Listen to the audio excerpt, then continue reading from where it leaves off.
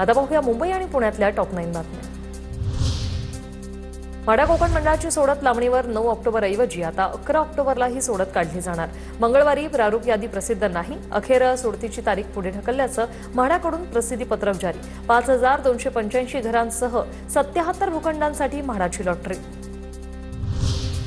घर विकण्यासाठी म्हाडाकडून 5 वर्षाची अट काढून टाकण्याच्या हालचाली। ताबा मिळाल्यानंतर घर केव्हाही विकता येण्याची मुभा मिळण्याची शक्यता। याबाबतचा प्रस्ताव तयार लवकरच म्हाडा प्राधिकरणाच्या बैठकीत मान्यतेसाठी ठेवला जाणार।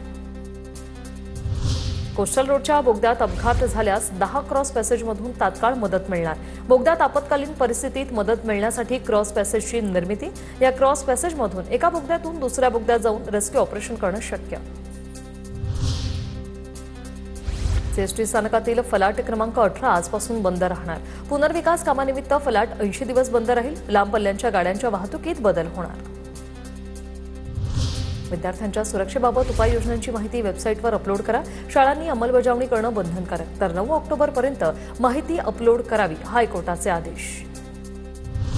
महसूल वाढीसाठी मुंबई मेट्रो संचलन मंडळाचे प्रयत्न। मेट्रो 2A7च्या स्थानकातील जागेचा व्यावसायिक वापर करण्याचा निर्णय। या जागा विविध कंपन्या संस्थांना देण्यासाठी स्वारस्य निविदा प्रसिद्ध। उत्तर मुंबईची वाहतूक कोंडी फुटणार। मुंबई महापालिकेकडून मालाड परिसरात नवीन पूल उभारला जाणार। कोस्टल रोडला जोडणारा आणि मार्वेपर्यंत नेणाऱ्या पुलाचं बांधकाम होणार। पुणे आणि पिंपरी चिंचवड शहरात डबल डेकर बस धावणार। डबल डेकर बस पूर्णपणे इलेक्ट्रिक, वातानुकूलित आणि अत्याधुनिक सुविधांनी सुसज्ज। येरवडा ते कात्रज बोगदा मार्ग प्रकल्प अव्यवहार्य, तर महापालिकेच्या पातळीवरच प्रकल्प गुंडाळण्यात आल्याची चर्चा। 20 किलोमीटरसाठी 7000 कोटी रुपये खर्च परवडण्यासारखं नाही, महापालिका आयुक्तांची माहिती।